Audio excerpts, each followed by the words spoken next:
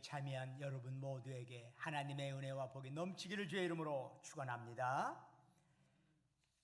열심히 사업을 하는 분이 있었습니다. 근데 그분이 어느 날 몸이 좋지 않아서 검사를 받아보니까 심각한 병에 걸려 있었습니다. 입원해서 치료를 받고 있는데 그분께 찾아간 적이 있습니다. 선생님이 아무리 큰 사업을 하여도 세상을 떠나면 무슨 소용이 있습니까? 애지중지하는 사업체를 지고 갈 수는 없지 않습니까? 육신 하나도 가져갈 수가 없는 겁니다. 그러니 예수 믿고 구원받아야 합니다. 이분이 잠잠고 있길래 열심히 듣고 있는 줄 알았더니 잠시 후에 그 아내를 보면서 이렇게 말했습니다. 아니 여보, 때 늦기 전에 빨리 사과 사서 수출해야 해. 그러면서 하는 말, 목사님, 말씀은 나중에 듣기로 하겠습니다. 지금은 사과부터 제때에 사가지고 수출을 하는 것이 급합니다. 허전한 마음으로 병원을 떠나왔습니다. 그런데 몇 주 후에 그 사업가가 죽었다는 소식이 들려왔습니다. 그가 죽어가면서도 사과를 했다고 합니다. 참으로 불쌍합니다. 시편 기자는 이렇게 고백합니다. 우리의 연수가 70이요 강건함은 80이라도 그 연수의 자랑은 수고와 슬픔뿐이요 신속히 가니 우리가 날아가나이다. 여러분, 참으로 인생 금방 흘러가잖아요. 엊그제 예배 드렸는데 벌써 일주일 돼갖고 오늘 또 예배를 드리는 것 같아요. 정말 세월이 빨리 흘러간다 느껴져요. 그러면서 느끼는 거, 생각나는 것 중에 하나가, 여러분, 세상 모든 것들이 저절로 생겨난 게 있을까요? 옷이나 밥이 그저 우연히 생겼나요? 집이 저절로 세워지고 자동차가 저절로 굴러가나요? 다 만든 사람이 있기 때문에 그게 있는 거 아닐까요?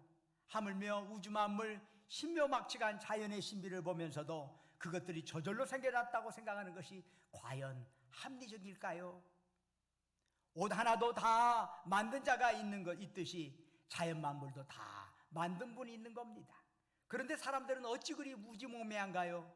옷을 만든 자가 있다는 것을 확신하면서도 그보다 더 만들기 어려운 우주 만물은 저절로 생겨났다고 주장을 합니다. 여러분, 이게 가능한 일일까요? 이게 이성적인 판단일까요? 하나님이 구원하시려고 손을 내미는데도 하나님의 손길이 뿌리칩니다. 하나님 없이도 얼마든지 잘 살 수 있다고. 그야말로 캄캄한 밤이라 할 수 있습니다. 우리는 이러한 세태를 오늘 본문에서도 발견할 수가 있습니다. 먼저 구약 본문을 보니까 사무엘이 등장을 합니다. 어느 날 이스라엘 장로들이 사무엘을 찾아와서 이렇게 요청을 하는 겁니다. 당신은 늙고 당신의 아들들은 당신의 행위를 따르지 아니하니 모든 나라와 같이 우리에게 왕을 세워 우리를 다스리게 하소서. 쉽게 말해서 우리에게 왕 세워주시오, 그런 얘기입니다. 그러면 이 장로들이 왕을 요구하는 이유가 무엇입니까? 그동안 사무엘은 예언자이면서 제사장이었습니다. 그리고 사사로서 이스라엘의 정치적인 안정을 가져왔습니다. 그래서 사무엘이 살아있는 동안에 그렇게 이스라엘을 괴롭히던 이 블레셋 족속들이 감히 이스라엘을 넘보지 못했습니다. 그렇게 오랜 시간이 흘러서 이제 사무엘도 늙게 되었습니다. 그러자 사무엘이 맡고 있던 사사의 역할을 그의 두 아들들 요엘과 아비야가 이어받았는데, 이 백성들이 소송을 그렇게 해서 그들이 판결을 대신했습니다. 그런데 문제가 생겼어요. 이 두 아들들이 뇌물을 받고 재판을 하는 겁니다. 이러한 현실을 보면서 장로들이 사무엘을 찾아와 요구를 한 거지요. 우리에게 왕을 세워주시오. 그러나 사무엘 아들들의 부패는 사실 왕을 세워달라고 하는 것에 표면적인 이유에 불과한 것입니다. 핵심적인 이유는 다른 데 있습니다. 그것은 그동안 이스라엘의 왕이신 하나님을 떠나고 싶은 겁니다. 더 이상 하나님의 그늘 안에 있고 싶은 생각이 없는 거지요. 왕을 세워달라는 장로들의 요구를 사무엘은 받아들일 수가 없었습니다. 이제까지 사무엘은 하나님의 택함받은 백성으로서의 그 이스라엘의 정체성을 분명히 하고자 많은 애를 써왔습니다. 그런데 이제 이 장로들이 하는 얘기가 주변 나라들과 똑같이 되고 싶습니다, 이런 거지요. 사무엘은 주변 나라들과 구별된 나라로서의 그런 존재감을 부각시키기를 원했습니다. 또 하나님이 그걸 원했고요. 그런데 장로들은 주변 나라들과 같이 되고 싶습니다, 이렇게 요구하는 거예요. 이건 아니다 싶어서 사무엘이 답답한 마음 가지고 하나님께 기도를 드렸습니다. 그런데 그 기도 중 하나님께서 사무엘에게 하신 말씀이 있네요. 백성이 네게 한 말을 다 들으라. 이는 그들이 너를 버림이 아니요 나를 버려 자기들의 왕이 되지 못하게 함이니라. 이스라엘 백성은 가나안 정복 후 사무엘 때까지 약 200년 동안 사사들의 통치를 받으며 살았습니다. 이 사사들은 평소에는 내부의 행정이나 재판을 맡아 해결했습니다. 또 외부의 침략이 있으면 백성들을 동원해서 전쟁 지도자로서의 역할을 하기도 했습니다. 뭐 이도저도 없으면 조용히 다시 평민으로 돌아가서 농사를 짓는 일상의 삶으로 돌아갔습니다. 그게 사사들의 역할입니다. 그러면 사사시대에 왕이 없었느냐? 물론 적어도 장로들이 생각하는 왕은 없었습니다. 그러나 또 왕이 없었던 것도 아닙니다. 하나님이 이스라엘의 왕이셨습니다. 하나님이 왕이셨어요. 그런데 이제 새로이 왕을 세워달라 하는 것은 하나님이 아니라 인간을 왕으로 섬기겠다는 주장입니다. 그래서 하나님께서는 백성이 사무엘 너를 버린 것이 아니라 나를 버린 것이다, 이리 말씀하신 겁니다. 그런데 이러한 요구는 어쩌면 갑작스러운 것은 아닙니다. 출애굽 이후부터 사무엘 시대까지 지속적으로 이스라엘 백성은 하나님을 섬기면서 또 다른 신들을 같이 섬겼습니다. 하나님 섬기면서 우상을 섬긴 거예요. 지금 왕을 세워달라는 요구 역시 이러한 우상 숭배의 연장선상에 있는 것입니다. 하나님께서는 백성들의 요구를 기뻐하지 않으면서도 일단 허용하는 방향으로 가닥을 정리했습니다. 여러분, 우린 이것을 통해서 알 수 있는 것은 하나님께서 어떤 일을 허락하셨다고 그것이 하나님이 꼭 기뻐하시는 것이 아니라고 하는 것도 우리는 알아야 합니다. 하나님이 허락했다고 해서 다 하나님이 기뻐한다고 생각하면 오판입니다. 때로는 하나님이 싫어하는 일이라도 사람들이 원할 때 그것을 허용하는 경우가 있습니다.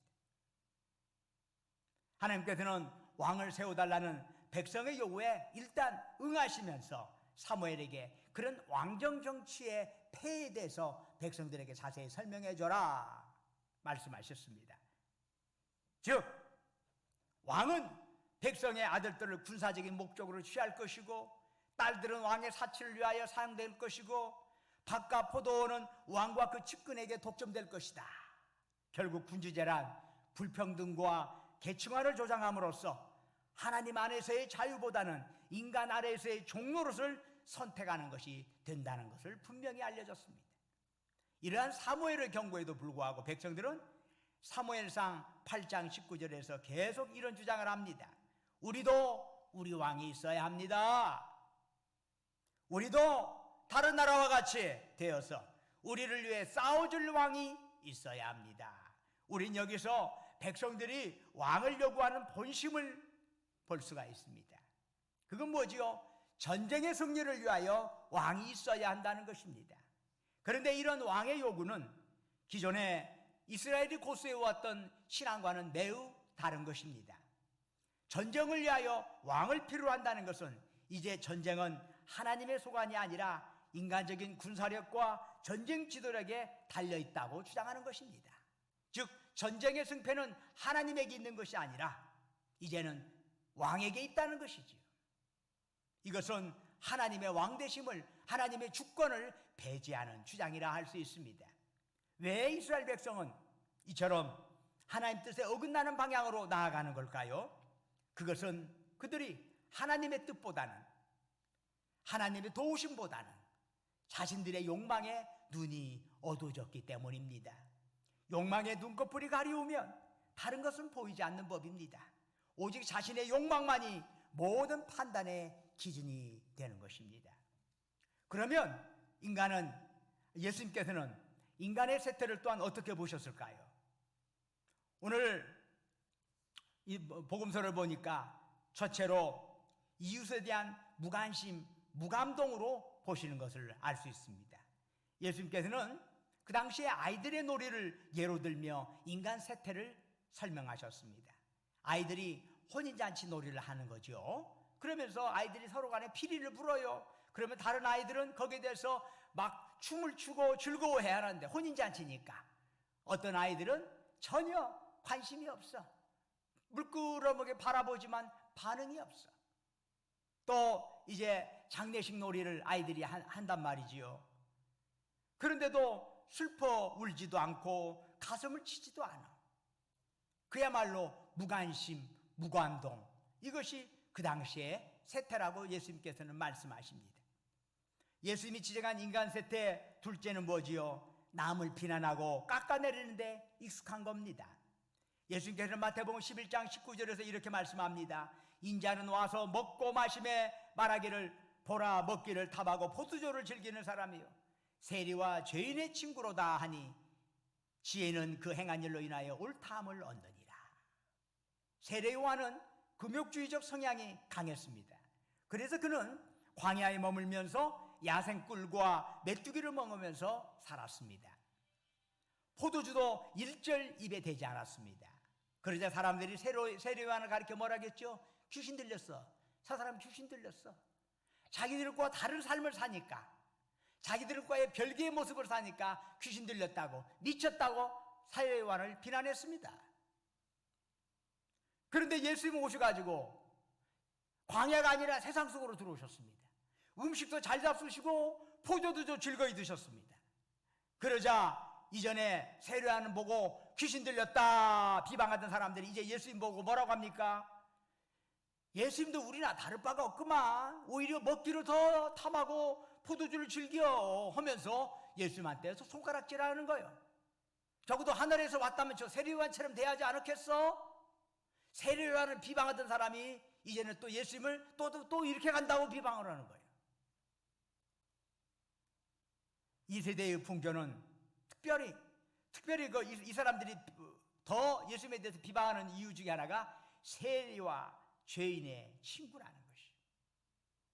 그 당시에 유대인들이 가장 싫어하는 사람들이 세리들이에요. 그리고 율법에 의해서 죄인들은 상종을 안 해. 그것들을 가까이에만 하면 부정타. 그런데 예수님께서는 오히려 그들을 가까이 하고 그들의 친구가 되어주시는 것이에요. 이런 예수님에게 많은 사람들이 손가락질을 했어요.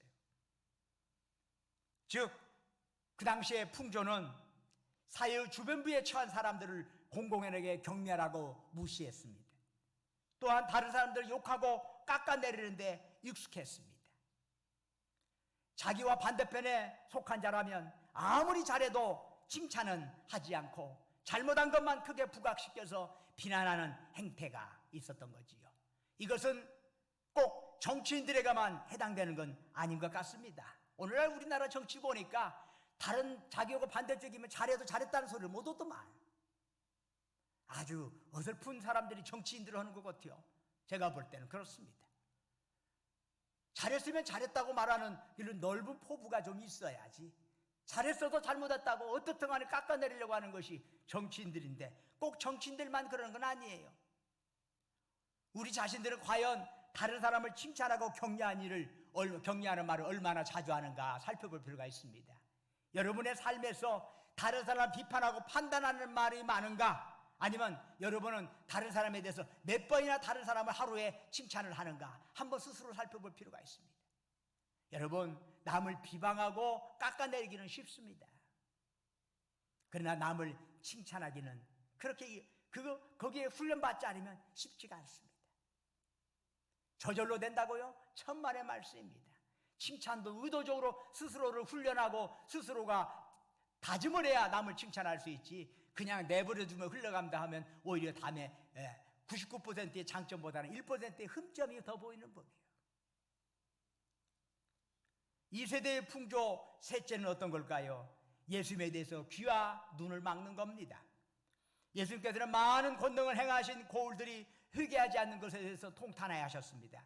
고라신, 벳세다, 가버나움이 그 대상이 되는데, 특별히 가버나움은 예수님의 선교사에게 중심지입니다. 예수님께서는 공생의 많은 시간을 가버나움에서 보내셨습니다. 그러나 오늘 가버나움이라는 도시는 오늘날에는 없습니다. 예수님 당시 가버나움은 무역도시로서 남쪽으로는 아프리카, 북쪽으로는 시리아, 그로 통하는 길목에 위치한 도시요. 그래서 아주 부흥했지요. 그러나 지금은 회당에 돌기둥 흔적만 남아있을 뿐입니다. 하나님이 저주하면 개인도 망하고 나라도 망하는 것입니다. 그러나 하나님이 복 주시면 개인도 흥하고 나라도 흥하는 것입니다. 가버나움은 무역이 흥하고 부요해서 하늘 높은 줄 몰랐습니다. 그러나 주님은 뭐라고 말씀하죠? 가버나움아, 네가 하늘에까지 높아지겠느냐, 음부에까지 낮아지리라 하시는 말씀, 그 밖에 또 이어서 심판날에 소돔 땅이 너보다 견디기 쉬우리라. 왜 이런 말씀을 하셨을까요? 가버나움 사람들이 복음을 듣고도 회개하지 않았기 때문입니다. 왜 이들은 주님의 복음을 듣고도 회개하지 않았을까요? 그들 눈의 초점이 자신들의 욕망에 맞춰져 있기 때문입니다. 우선 당장에 여러 가지 오고 가는 재물, 권력, 이런 것이 입맛 당겨집니다. 예수님 말씀 들어본 그것 봤자 뭐 돈이 생겨, 뭐 권력이 생겨, 안 생겨. 그러니 그것은 차치하고 우선 그들의 욕망을 메꿔줄 거기에 초점을 맞추게 됩니다. 그래서 이런 자에게는 자신의 욕망이 모든 것의 판단 기준이 됩니다. 자신의 욕망을 건드려주면 그것은 좋은 것이고, 자기의 욕망을 만족시키지 못하면 그건 나쁜 것입니다. 사람에 대한 평가도, 정치에 대한 평가도 자기 욕망과 관련되어 있다는 것을 많은 사람들은 알아야 할 것입니다. 이런 인간의 행태를 아시는 하나님께서 어떻게 하셨나요? 하나님께서는 시내산에서 모세를 통하여 이스라엘 백성에게 토라를 주셨습니다. 토라를 우리만의 성경에서는 율법이라고 번역을 합니다. 그러나 율법이라는 이런 법적인 의미의 번역은 매우 의소한 자그마한 번역에 불과합니다. 사실은 토라라고 하는 단어는 본래 가르침, 교훈, 이런 폭넓은 의미를 가지고 있어요. 그러면 이 토라의 역할은 무엇입니까? 로마서 7장 7절은 말씀하네요. 율법으로 말미암지 않고는 내가 죄를 알지 못하였으니 곧 율법이 탐내지 말라 하지 아니하였더라면 내가 탐심을 알지 못하였으리라. 즉 율법은 우리에게 무엇이 죄인가를 깨닫게 해줍니다. 그래서 율법이 없을 때는 죄를 짓고도 그게 죄인 줄을 몰라요. 잘못을 했어도 불구하고 그게 잘못인 줄을 몰라요. 그리고 거리낌 없이 살았어요. 그런데 율법이 딱 비추어 보니까 나의 말, 행동이 죄라는 사실을 깨닫게 되었어. 예전에는 죄인 줄 몰랐는데 이제 죄인 걸 알았어. 이처럼 율법은 우리에게 무엇이 죄인가를 알려주는 지침서라 할 수 있습니다. 그런데 문제가 생겼네요. 어떤 것이 죄인가는 이제 알았어요. 거짓말하는 것이 죄이고 미워하고 시기하는 것이 죄라는 걸 알았어요. 그러면 그런 죄로부터 벗어나야 하는데 우리의 실제의 삶을 보면은 죄인 줄 알면서도 여전히 거짓말하고 남을 미워하고 시기한다는 거지요. 왜 그렇습니까? 그렇게 하면 안 된다는 걸 잘 알아요. 머리로도 잘 죄인 줄 알아요.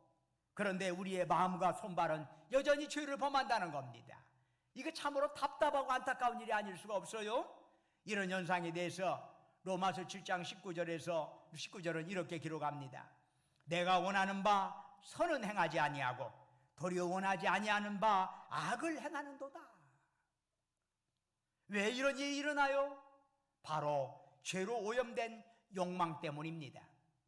죄로 번복된 자아는 그것이 거짓인 줄 모르고 나의 본질이라고 착각을 합니다. 그래서 제 욕망에서 벗어나는 것은 나라는 존재가 없어지는 것으로 생각하기 때문에 그 욕망을 계속 꼭 붙잡습니다.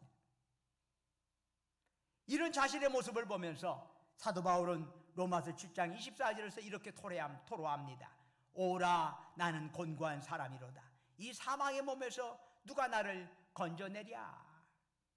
내 안에 하나님의 뜻에 순종하려는 마음 있어요. 주님 영광을 위해 살고자 하는 마음 있어요. 그러나 또 다른 욕망이 나를 지배하여 하나님 말씀에 순종하지 못하게 하는 거지요. 그 욕망에 우리가 꼼짝하지를 못합니다. 이 얼마나 한심하고 불쌍한 존재입니까? 그러니 오라, 탄식이 나올 수밖에 없어요. 사도 바울은 그가 초기에 기록한 고린도전서 15장 9절에서 나는 사도 중에 가장 작은 자다 고백합니다. 그런데 중기에 기록한 에베소서 3장 8절에선 모든 성도 중에 지극히 작은 자보다 더 작은 나라고 고백을 합니다. 그러다가 말기에 기록한 디모데전서 1장 15절에서는 죄인 중에 내가 괴순이라 라고 말합니다. 어찌된 영문인지 시간이 흘러가면서 점점 그 강도가 심해지네요. 그러면 세월이 흘러가면서 바울이 더 많은 죄를 지었다는 것인가요? 아니죠. 하나님의 은혜의 빛에 깊이 들어가면 들어갈수록 더 밝은 빛이 내게 비추게 되고 그러면서 더 많은 죄가 보이게 되는 것입니다. 희미한 등불에서는 보이지 않던 것들이 밝은 빛에서는 보이는 법이죠. 이사야를 보면 그가 보좌에 앉으신 하나님의 영광을 보고 나서 화로다 나여 망하게 되었도다 하면서 가슴을 쳤어요. 가슴을 쳤어요. 왜 그래요? 자기 혼자서는 죄를 잘 모릅니다. 어두운 데서는 자신의 더러운 것을 모릅니다. 그런데 밝은 빛이 나아가 보니까 내 죄가 드러나는 거죠. 아하, 참으로 내 죄가 크구나. 부끄럽죠. 불안하죠. 그러면 어떻게 해야 할까요? 죄를 드러내게 하는 그 빛을 꺼버릴까요? 죄가 무엇인가를 알려주는 율법을 없애버릴까요? 그것은 그야말로 눈 가리고 아웅하는 것입니다. 그러면 어떻게 합니까? 그 빛을, 율법을 없앨 수 없다면 유일한 방법은 뭘까요? 그것은 내가 죽는 것입니다. 갈라디아서 2장 20절을 말씀합니다. 내가 그리스도와 함께 십자가에 못 박혔나니 그런즉 이제는 내가 사는 것이 아니요 오직 내 안에 그리스도께서 사시는 것이라. 이제 내가 육체 가운데 사는 것은 나를 사랑하사 나를 위하여 자기 자신을 버리신 하나님의 아들을 믿는 믿음 안에서 사는 것이라. 바울은 고백합니다. 그리스도 안에서 나의 욕망 내려놓고 그리스도 안에서 내 죄를 인정할 때 주님께서는 우리 죄를 깨끗이 씻어주신다는 것을 믿으시기를 바랍니다. 그리고 우리의 빈 마음, 우리는 이 땅에서 빈 마음으로 살아갈 수 없어요. 하나님이 기뻐하시는 거룩한 욕망으로 채우셔야 해요. 우리가 깨끗이 청소하고 아무것도 없다면 우리 마음이 귀신이 밖에 돌아다니다가 이 안에 뭐 깨끗하게 청소되었구만, 친구들 다 데리고 와가지고 귀신들이 데리고 와가지고 우리의 마음이 귀신으로 가득 채워질 수가 있어. 우리 안에는 뭔가 채워져야 해요. 그러면 세속적인 욕망 내어 던져버리면 뭘로 채워야 해요? 하나님의 기뻐하시는 거룩한 욕망으로 채워져야 할 줄로 믿습니다. 우리는 텅 빈 채 살아갈 수 없어요. 문제는 그것이 세속적인 욕망으로 채워가면서 살아가느냐, 거룩한 욕망으로 채워가면서 살아가느냐, 그 차이가 있을 것이에요. 사랑하는 여러분, 여러분은 무엇을 소망하면서 하루하루를 살아가십니까? 잠시 지나갈 육신의 장막을 위하여 살지 말고 주님이 주신 소명, 생명 살리는 거룩한 욕망으로 살아갈 수 있기를 주의 이름으로 축원합니다.